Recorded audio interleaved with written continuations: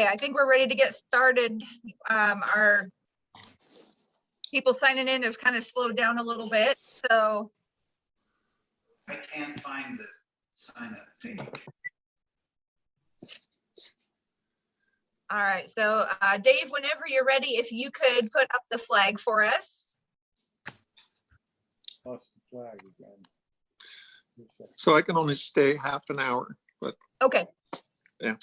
Yeah, we've got a couple people that have to sign off early today, so. Yeah. Okay. Yeah, me too.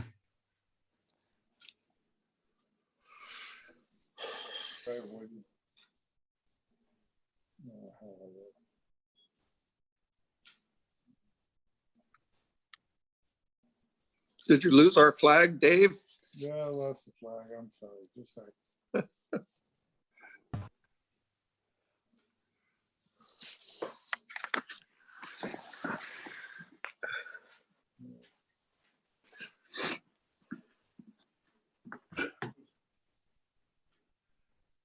Where'd it go?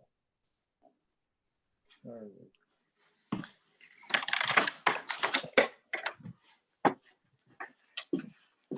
All right.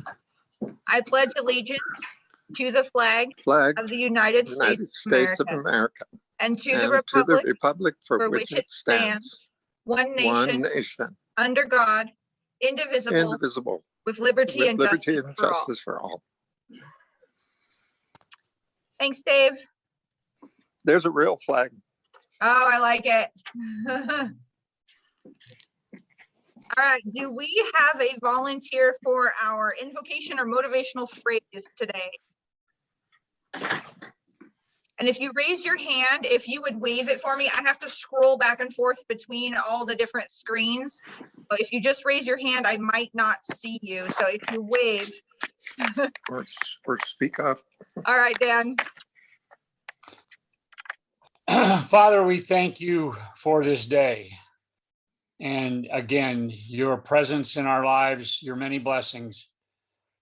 Lord, we need you more than ever right now. And we just ask that you would be in our midst, guide us, guide our leadership in our country, and give us peace. In Jesus' name, amen. Thank you. All right, so guests for today, we have our esteemed Lieutenant Governor, Mr. Steve Emhoff. Thank you for joining us. Doing, everybody. All right, and then our speaker today is going to be Christian, is it Moeller? Is that how you say your last name? Yeah, Moeller-Anderson, but most people just call me Christian or CMA. It's easier. Okay. All right, so Christian is with Smile a Mile. Smile for Kids. Right. I'm gonna check my notes here. Okay, and he'll be talking to us here in just a couple minutes. So Christian, we just have a couple more items to get through and then we'll get to you, okay? All right. Okay, so I don't see any other guests today. All right, Dawn, it's good to see you today. We haven't seen you in a while. Okay, so birthdays this week, I have none to report. I guess September is not a heavy birthday month. Volunteer opportunities. Who has an announcement for a volunteer? Rachel, this is Chris. Hi, Chris. Can you hear me okay? Yeah, we can hear you. Okay, good. Sorry, I'm not able to jump on just yet. But I am looking at another road cleanup for October 2nd. So if you all can tentatively put that on your calendars, we really need about 10 people. And I know that it's physical labor, but if we're able to get about 10 people, we can spend 2 hours and make a difference. So more information to come on that. All right. Sounds good. Thank you. Oh, if everybody's seen this or not, but Amanda Felton sent us all an email. They have a new baseball coach, Shane Nakamura. Evidently, he inherited a really messy program, and the fields are a mess, and they're in the red. They need uniforms and money for day and dirt and sand to rebuild the field. and he's wondering if Shane can come to Kiwanis and talk about his program and ask for some assistance. Yeah, I would say definitely let's get him in touch with Penny. And I haven't seen that email. So if it went to everybody, Yeah. I didn't get it. Didn't see it.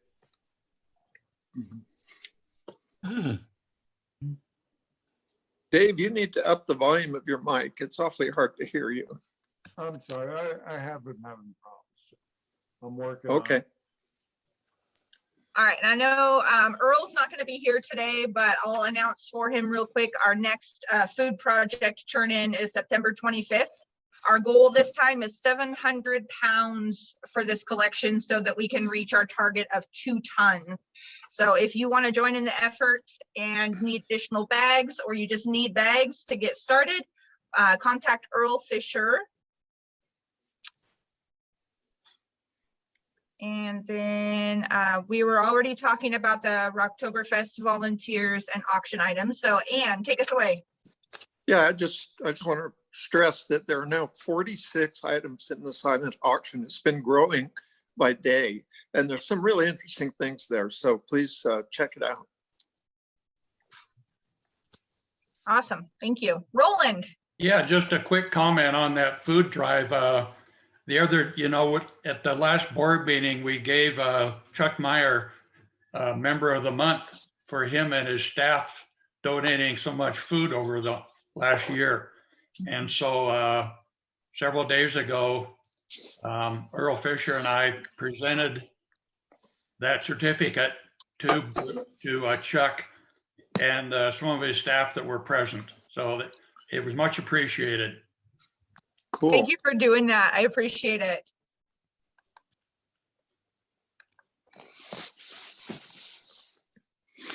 All right, John Duff, I see your hand. Yeah, I just got off the phone with Noah. He'd like to, if possible, have a meeting tonight at 6 o'clock at E-Bar, just to kind of go over loose ends. Doesn't expect it to go more than a half hour. And just kind of wrap up some stuff. Michelle and I went to the boxcar and picked up t-shirts. We'll wash them all, get them all clean and ready for Saturday. And picked up some signs and a bunch of other stuff. I did not touch any of the cornhole stuff, Dan. And there's some other things that need to make their way over, but I just was kind of focused on getting tickets, for beer sales, and then some of the signs that we need to kind of update real quick to put out there. But anyway, if 6 o'clock tonight at E-Bar, if anybody can make it, and I'll send an email out to that with that regard as well. You're sure it's 6? It's usually 5. It's usually 5, Ann, but my coaching football runs till Okay. about 5:30. Yeah, no problem. So, Okay. and I wasn't sure if we were going to be able to practice inside or outside with the smoke. So, Okay. so the other thing is I do, and I'll try to send this out too, but it does look on the, let me find it again. So I'm still needing, probably about 4 more people, particularly in the afternoons with regard to selling tickets at the front and back gate. And then maybe 1 or 2 more beer pours for particularly in that 4 to 6 stretch. Chris, I moved you. Looks like you were already entered to help the big game section with Dan Tippy. Yeah, right. I forgot about that. Sorry. So I have you in that, but I have you helping out with tickets at 2 with Dan Young, and then pouring beer after that. So, Okay. But we could still use probably 4 to 6 more people, particularly between 4 and close. So if anybody knows anybody that they can call and have come, that would be fantastic. Hey, John, just a question. You have to have some kind of card to be able to pour beer? No, that's where our OLCC experts, the Trumans, took that on for us. They will be there supervising. They have the the required permit, license, and they'll be there to supervise that. Good. Has anyone talked to Angela Boothroyd? She is already on the list. Very well. And does she know that we need help? I'm not sure if she knows we need help, but it's someone that we can reach out to. Great. She does have a whole group of people with He her knows. pouring beer. Her and Amber, Jill Chase. So there's a lot of people coming in. So Getting a repeat. Okay. that's all I got. All right. I don't see any more hands for announcements. So the final announcement I have is that we still have that officer position available. If you're interested or would like to nominate somebody, please let us know. We're getting really close to switching hands. So we need to get that position filled if at all possible. So, okay. So next up is our happy dollars. Oh, Amber. I just had a question. When does that role actually start? October 1st. Okay, thank So you. we've got just a couple weeks. All right. Okay. So happy dollars. Who's happy today? Don. I'll certainly wait my turn, but I have 20 happy dollars if I can have the indulgence of President Rachel. But I was thrilled. My first $5 goes to Dave Shirley because it was just so great to be able to go to the website and see the meeting that I missed last week, and to hear Chris and Josh talk about the opportunities that we have with charitable donations, specifically to the Opportunity Foundation, not about the Opportunity Foundation, but to the Kiwanis Foundation. And my thoughts, if I can embellish that thought a bit, is that as you get older, and I know most of you don't understand this, but as you get older, there's an opportunity to think about a legacy that individuals have. And there are people in our community that have elements of wealth, and whether it's $10 or $100, bottom line is that they may want to see something in of their namesake, if you will. And I just would share a personal story, a testimony, if I could, but my wife Nancy had a passion about the music program at Redmond High School, and out of that, at her passing, that we put together, we just announced that we wanted, in lieu of flowers, that money would be sent to the Kiwanis Foundation for a scholarship fund for the Redmond High School then, and only Redmond High School then, music program, and specifically Glenn Swearingen namesake. So Kiwanis Club, Carl's leading guidance, put together a scholarship application in memory of her through the Redmond Kiwanis Foundation, namesake of Glenn Swearingen and his work that he had done to motivate so many young people to excel in their vocal music, and generally all kinds of music activity, but specifically. So we were able to, if I can, stop me if I'm going too far, but if I'm up to $40, let me know and I'll the point is that the Kiwanis Foundation has a vehicle that can be used by people that we might know that would have resources, that would want to go someplace, and they don't necessarily want it to go to the Humane Society or some other nonprofit that is specific, but have a broad case. And I'm on a foundation board that's responsible for delivering $165,000 a year for such purposes in his namesake. And so the bottom line is there are monies out there, and if we could be aware that there is a vehicle through the Kiwanis Foundation.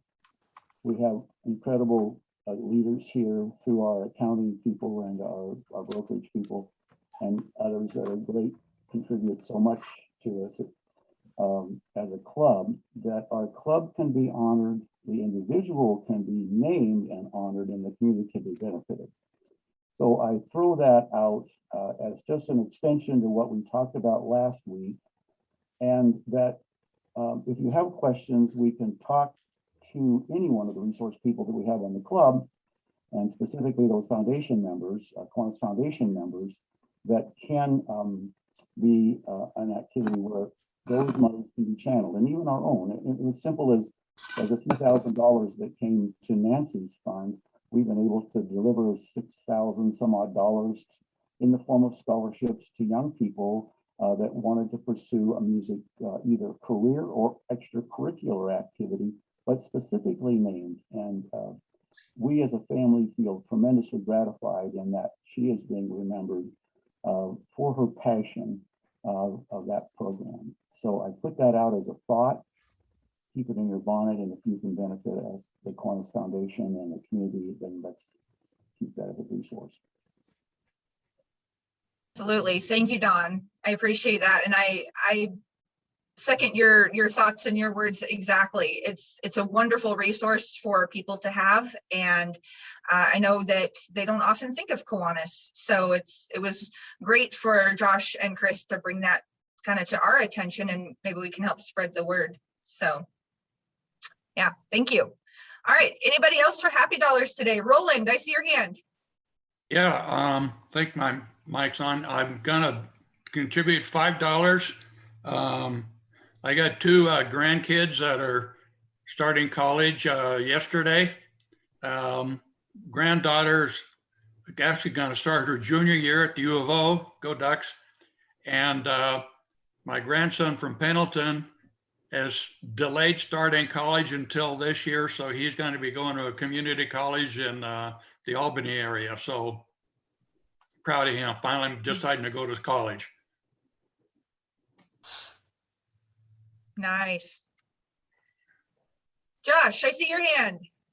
I have a very happy dollar for Christian being here today. He's a great guy and a great presenter, and it's going to be nice to hear from him. So thank you for joining us today, Christian. You're welcome. How much does that cost you to say that? You're going to pay me $5, but I just gave you $1. So, you know. Awesome. I can't wait. Okay, Mike Patrick, I see your hand. I've got 3 happy dollars. All 3, I had 3 granddaughters make 4-H projects that made it to the state fair. And all of them won champion in at least one event, and some of them in multiple events. Nice. We got to go over to the fair with them and enjoy it. The oldest granddaughter got to perform in the style review and a cooking contest, which was a lot of fun to watch. And we've got fall sports going now. My kids from North Dakota, my daughter has hooked me up, so I've been able to watch a swim meet on being streamed live, and then she FaceTimes me from the cross country meet so I can watch this grandson run races. So life is good. Nice. All right, Carl, I see your hand. I think you're on mute.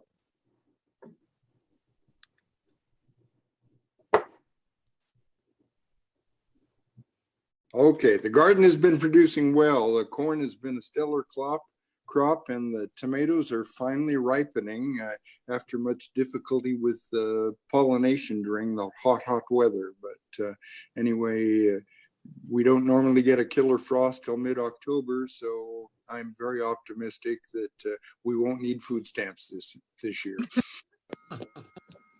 Your corn is delicious. Mm-hmm. Thank you. All right, I'm scrolling through one more time. I don't see any hands.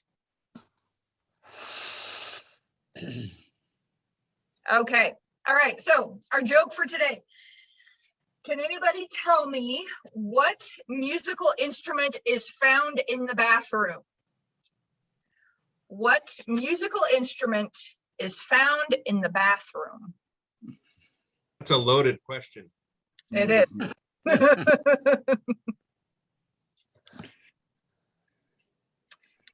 All right, I don't see any guesses. So the answer is a tuba toothpaste. Oh. All right, Christian, it's all yours.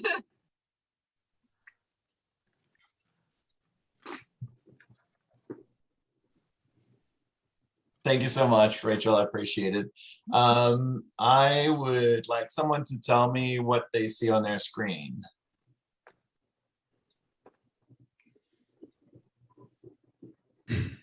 We see your Kiwanis statement. Nice. Okay, that means that something's working. So that's good.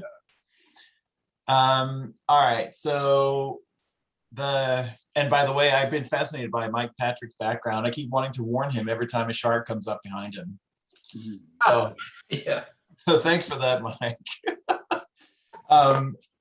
I know several of you have to jump off, so I won't make this a long presentation, but I think it's important for you to know as community leaders what we do to serve of course, Oregon, but also Redmond specifically, and Deschutes County, Crook County, Jefferson County. So I put the two mission statements next to each other, one for Kiwanis of Redmond and one for A Smile for Kids. And I feel like there's a lot of similarities between what you're trying to achieve and what we're trying to achieve, and what are the guiding lights behind our organizations. So what we'll go over in this is a little bit about us. Why does A Smile for Kids exist? How the program works and some of the requirements that we have of the applicants. We're also going to look at some of the demographics of the youths that are currently active in our program, so you kind of have an idea of the population that we serve, and some of the social determinants of health, what they are and how we affect them for the community. We also want to look at the future and discuss what's next for us and as we move forward. And down to the nitty-gritty, simply how do you refer a child to A Smile for Kids, and how can you support A Smile for Kids besides the obvious money part? There's a lot of different ways to support us. It doesn't cost money.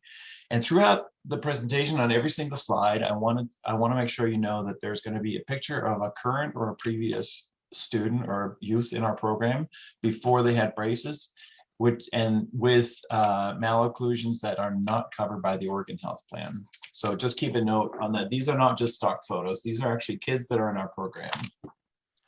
So we were founded in 2004 as part of Advantage Dental. We were the charitable arm of Advantage Dental.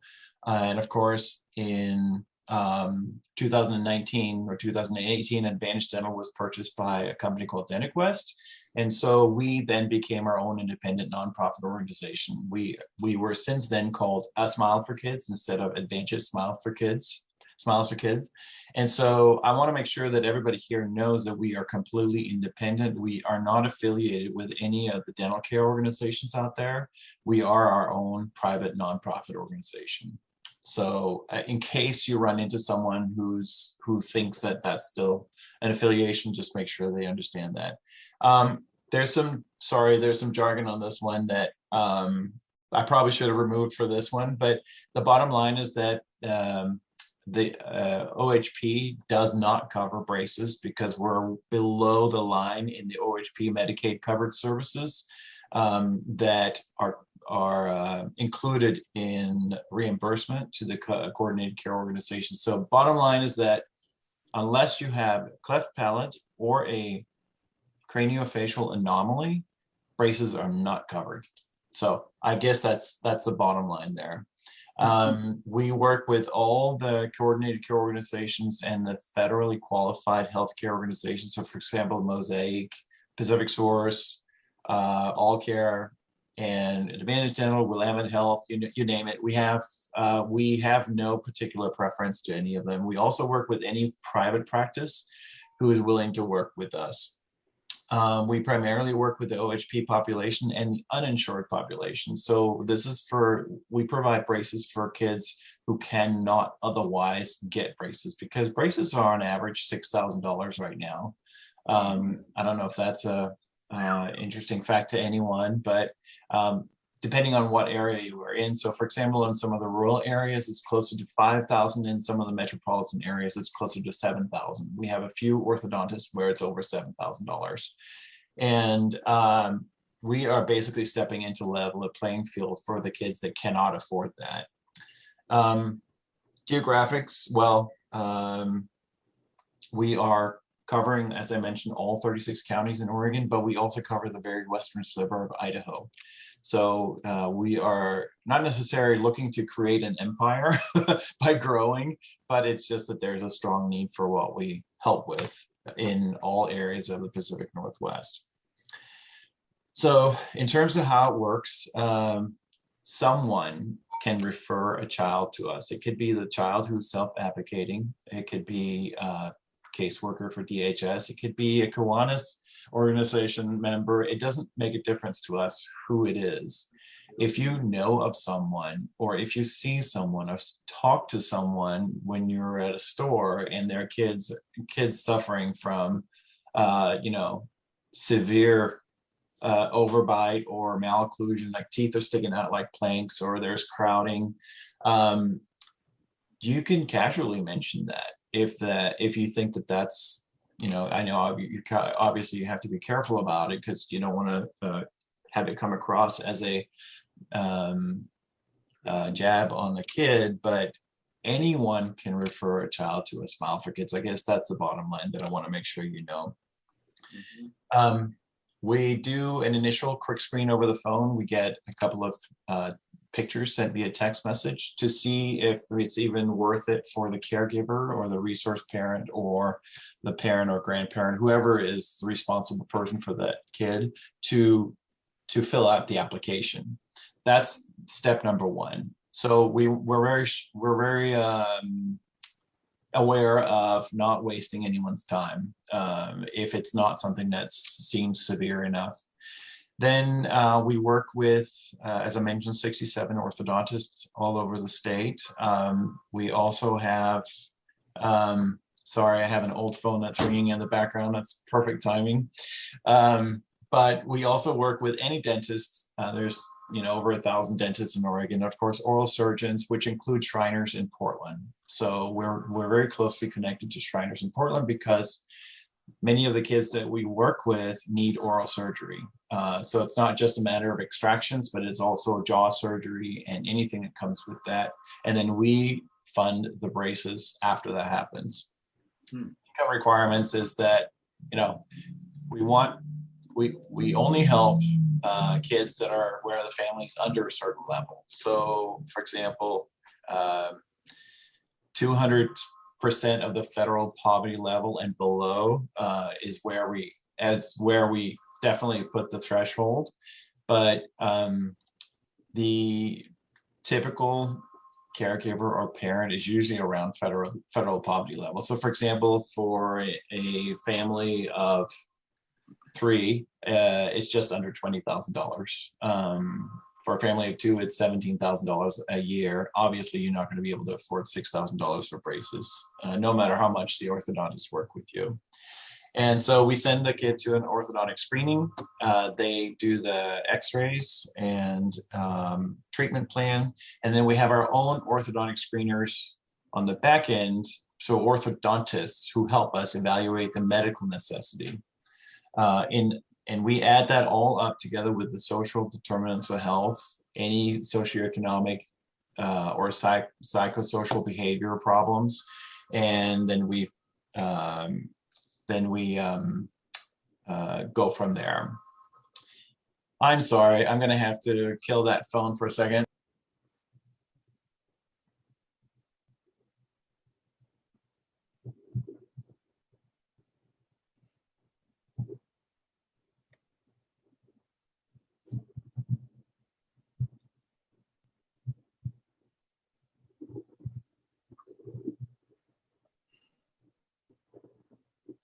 All right, so that's the Zoom fail for the day, I guess, but we're all used to that, hopefully, more or less, between pets and kids and everything else. So, so then the requirements that we have of the applicant is the first part is a grade. So we want to make sure that we actually incentivize all the kids in our program to graduate high school where they otherwise might not have been on track to graduate. So that's actually our primary goal, is to help kids graduate high school. It's not just to provide braces. So in order to receive orthodontic treatment, the kids have to maintain a C grade level or above in all classes, and they have to do that throughout the entire treatment, which can be 2 to 3 years. They also have to volunteer 4 hours a month at a community-based organization. And of course, that's been a little tricky with coronavirus, but we have, we've been able to figure out ways to help kids be inventive on that note. And then they may need to make sure that they are compliant, so they need to make sure they keep all their appointments that they set up with the orthodontist, so that they don't add extra time to the orthodontic treatment.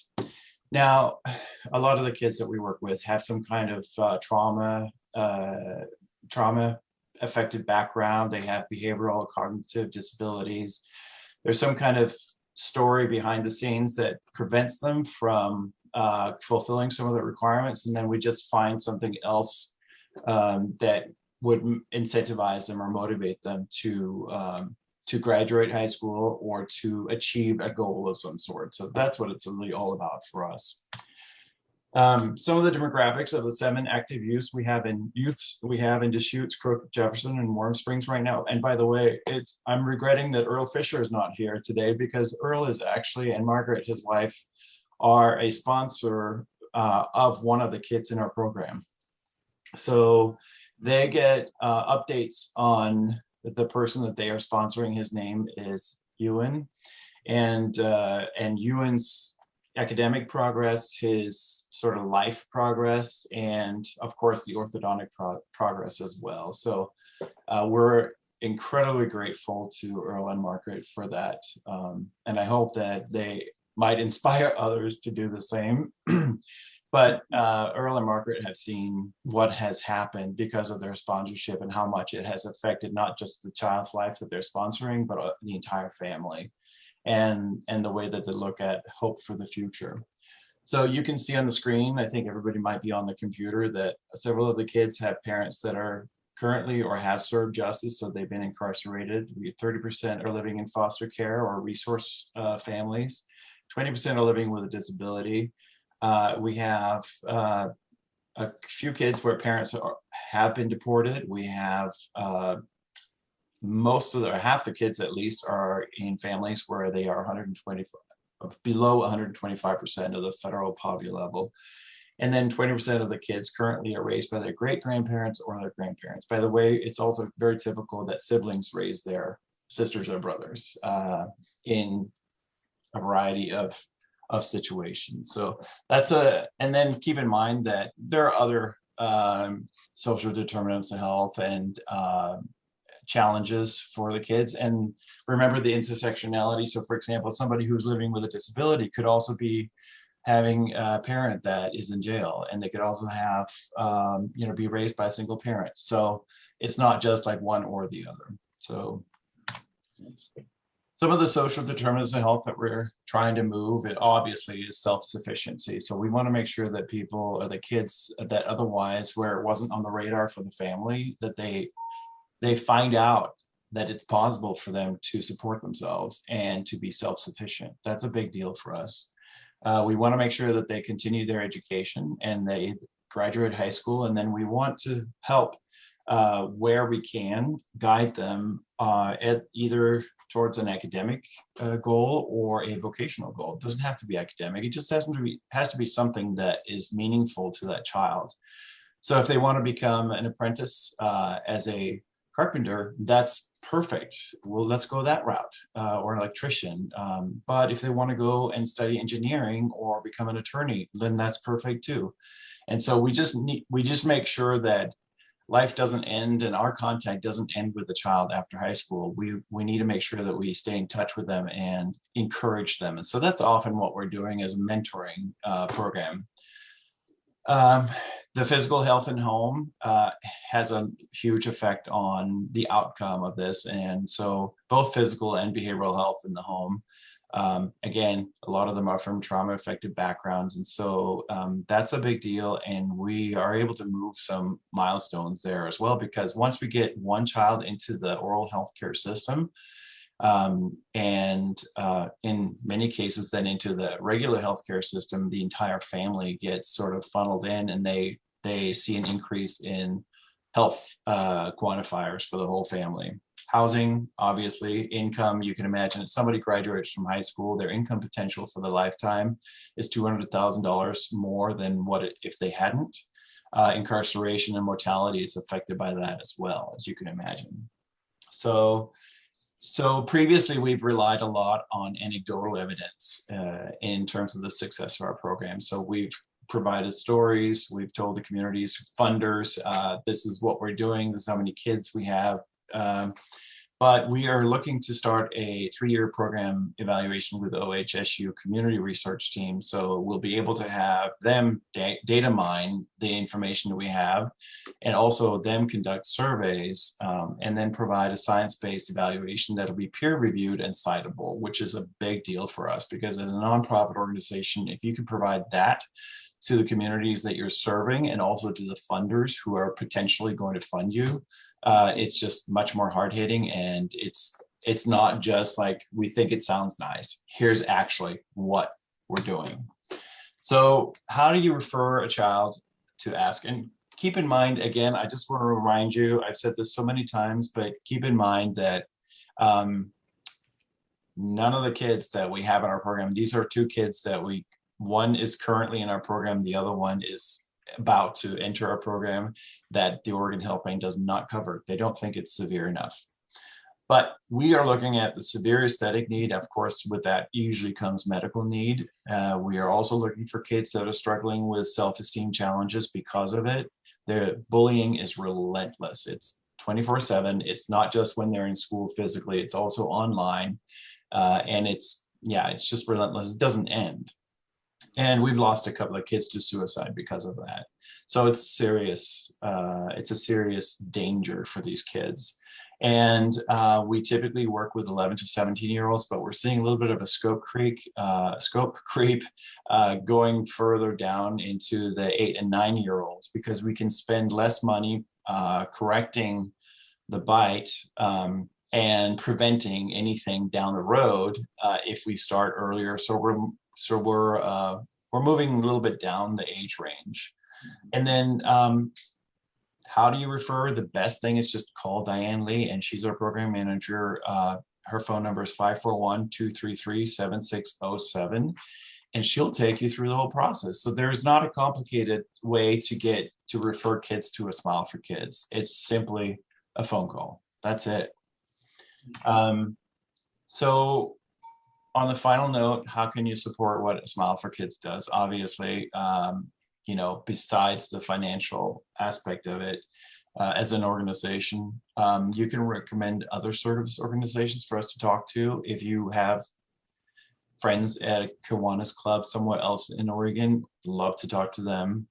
And you can just spread the word, like us on social media. It's not so much about you liking us, but it's that when you like something, then it's the potential for your friends seeing what we're doing is greater. So we would just treasure that.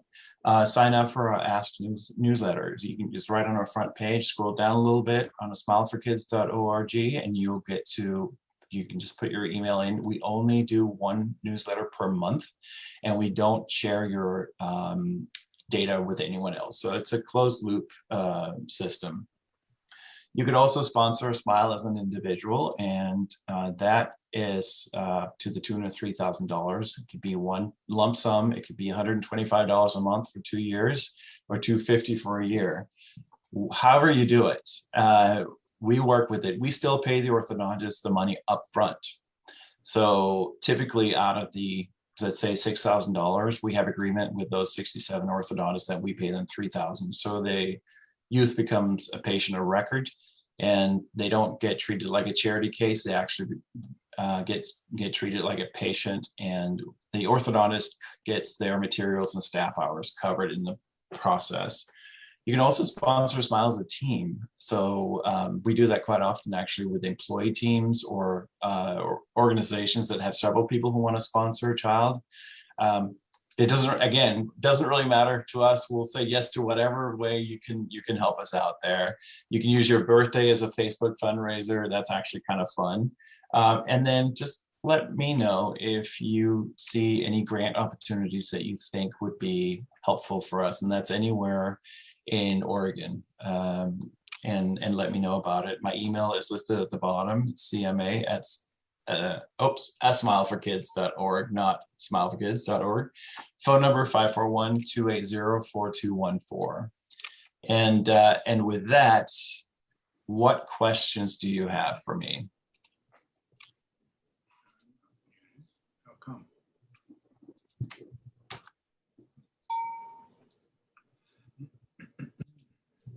And I apologize for the little frazzle there with my phone ringing in the background, but I hope you were able to get a little bit of a taste or flavor of what it is that we do.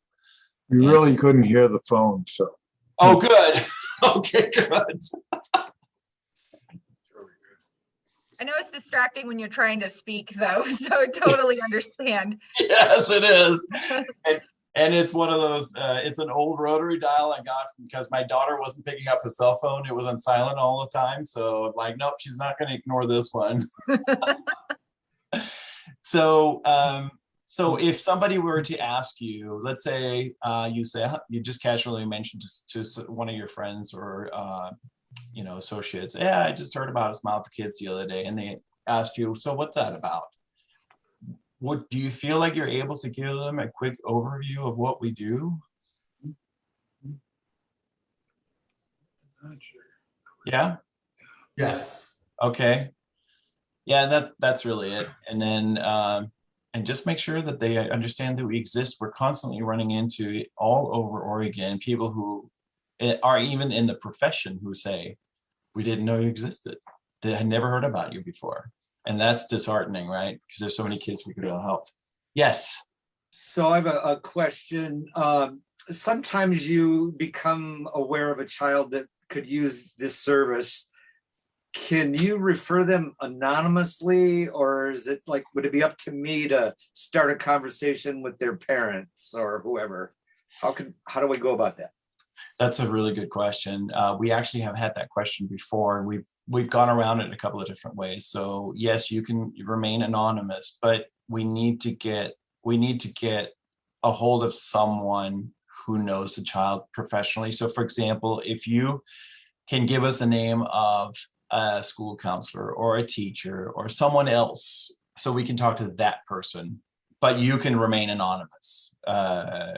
We just need to make sure that we don't call the child or the parent out of the blue and say, hey, your kid, somebody noticed that your kid might need braces. Well, I guess I should say we've never done that before. But so if you can think of a way where that might work without you referring us to a professional who knows the child, let me know. It's a kind of a gingerly situation, but yes, we've also had people tell us that they would like to sponsor a neighbor's child, but they didn't want the neighbor to know that they were the one sponsoring them. And so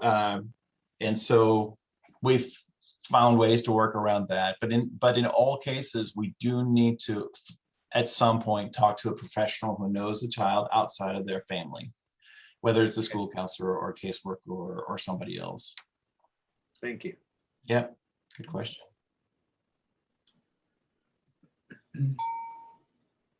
Yeah, go ahead. I think you did a good job explaining because I'm not really seeing many hands. Okay, well, I sure appreciate this opportunity. And as I mentioned, Earl Fisher is a strong advocate for our program, and I know that they've received some benefits from it, knowing what they're affecting in a person's life. So, and if anyone has been affected by braces, I don't know how many of you have either yourself or a child or a family member affected by braces. Yeah, Rachel. Yeah. Yeah, exactly. And to some people, it's not a big deal. And, we're not really fixing little gaps between the front teeth or a canine that's out of place. It's like, it's rare. It's a real social barrier. Going into 8th grade is scary enough. Imagine going into 8th grade and nobody wants to talk to you because of your teeth. That's even worse. I have to say, I was one of those kids. I had severe overcrowding. They found that I've had significant health issues because of what's going on. This is actually my second time with braces, but I was definitely one of those kids that would have qualified for your program. My parents were very, very poor. Yes. And so I had to wait till I was an adult and could do it all on my own. But, this is personal experience. It would have been incredible for opportunity for me as a child. So yeah, I'm all for it. Absolutely. Thank you. Yeah.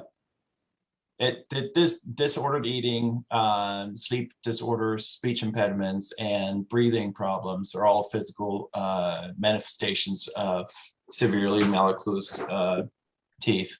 And again, there's no way an OHP member can pay for that. Yeah. Yep, exactly. Okay, I'm just scrolling through, checking for hands one last time. I don't see anybody, so Don Duff. That's it for today. I'm good. Okay. Good. So Okay. I thought I saw your hand. Thank you so much, everybody. Okay. Yeah. Thank you, Christian. Have a great day, everybody, and we'll talk soon. Bye. Hey, Rachel, Yeah. Rachel, before everybody signs off, I updated the spreadsheet for volunteers. I emailed it out. Did anybody get it? Can you guys check your emails? Not I got yet. a whole bunch kicked back. So I got I it. might have Carl resend it. I did get it. I got it. I got it. I received it. Okay. All right. Carl, just to be safe, could you send out to both your lists? I can. Thank you so much. Awesome. Okay. All right. Have a great day, everybody. We'll see Thank you soon. you. Bye.